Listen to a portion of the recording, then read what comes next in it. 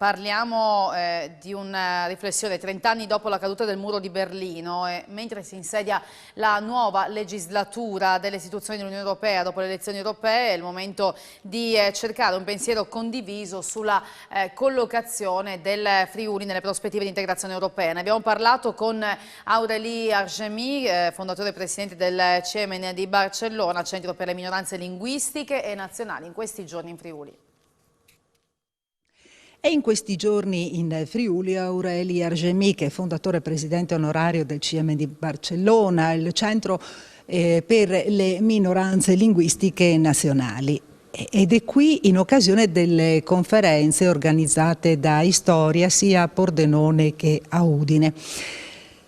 Tra l'altro dobbiamo ricordare che è promotore della Dichiarazione universale dei diritti linguistici della Conferenza delle Nazioni senza Stato in Europa. Ma quanto crede ancora, quanto credono i cittadini ancora nella salvaguardia dell'identità di un popolo?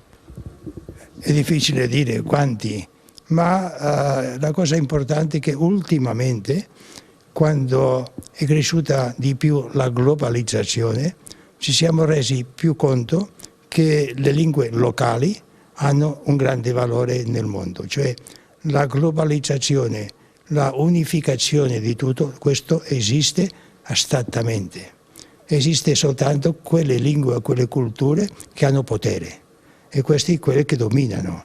Invece noi abbiamo imparato che la vita non è un rapporto fra dominatori e dominati, deve essere un rapporto fra uguali.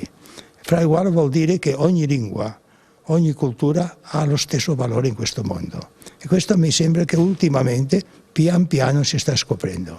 Almeno noi in Catalogna l'abbiamo non soltanto scoperto, ma l'abbiamo difeso da anni.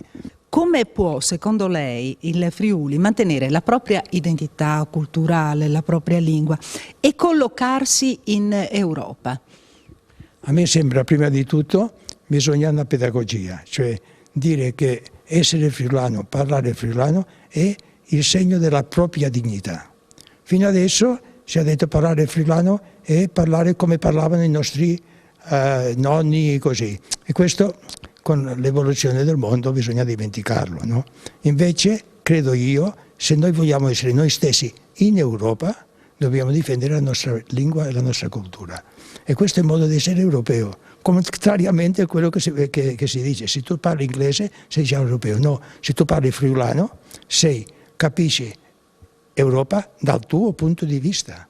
E questa è l'Europa, l'unità o l'Unione Europea si fa attraverso la diversità. Il frutto dell'Unione non è che tutti siamo uguali nel senso che abbiamo una sola lingua, una sola cultura, che questo ci sarà la guerra.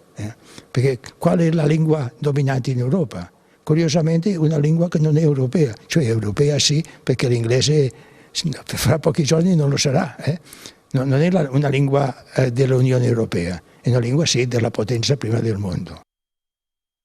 Ci fermiamo qui, siamo in chiusura dei ragionamenti anche dalla conferenza stampa della Giunta Comunale di Udine. I nostri prossimi appuntamenti con l'informazione a partire dalle 16:30. Dopo la pubblicità invece l'appuntamento è con Family, Salute e Benessere. Grazie a tutti voi per averci seguito, l'augurio di buon proseguimento di giornata.